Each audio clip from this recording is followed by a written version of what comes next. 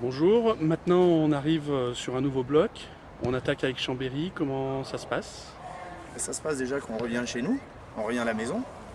Et ça pour nous c'est important de revenir partager ce grand match avec nos supporters qui nous ont suivis sur les matchs à l'extérieur, mais c'était pas évident d'aller ailleurs, d'aller à Bédaride. Bien on les a vus, hein, ils étaient là, ils étaient présents, pas de souci.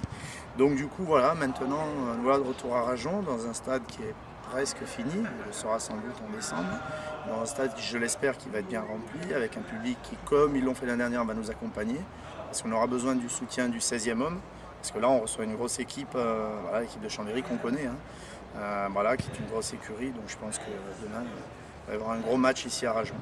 Justement, Chambéry qui arrive avec moins 8 points à l'origine et qui a bien rattrapé le coup, comment est-ce qu'on peut les sentir, si on peut dire qu'on les sent très forts?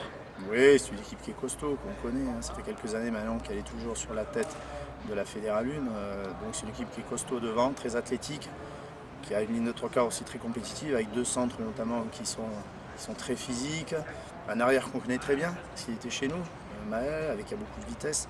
C'est une équipe qui est complète, voilà, et qui est dangereuse dans toutes ses lignes.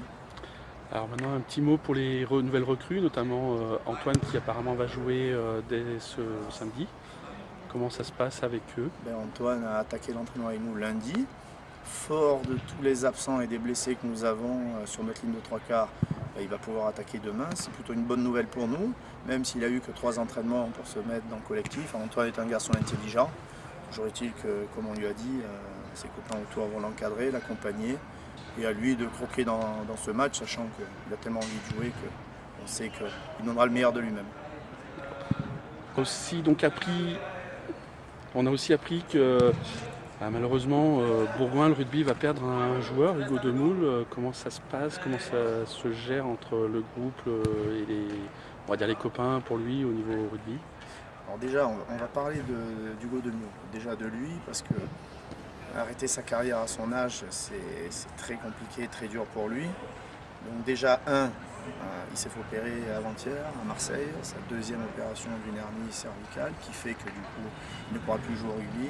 J'ai envie de dire que dans un premier temps, qu'il pense à lui, à sa santé. D'accord, ça c'est le premier point.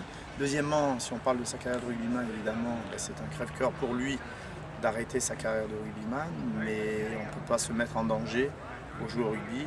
Et en ce qui concerne le groupe, évidemment, on est très déçus pour lui, pour nous. C'est un joueur qui faisait partie entière de notre effectif. Voilà, c'est des moments difficiles qu'il va falloir qu'on partage ensemble. Et voilà, je sais que les joueurs et le groupe notamment vont l'accompagner, voilà, durant sa convalescence. D'accord, merci beaucoup.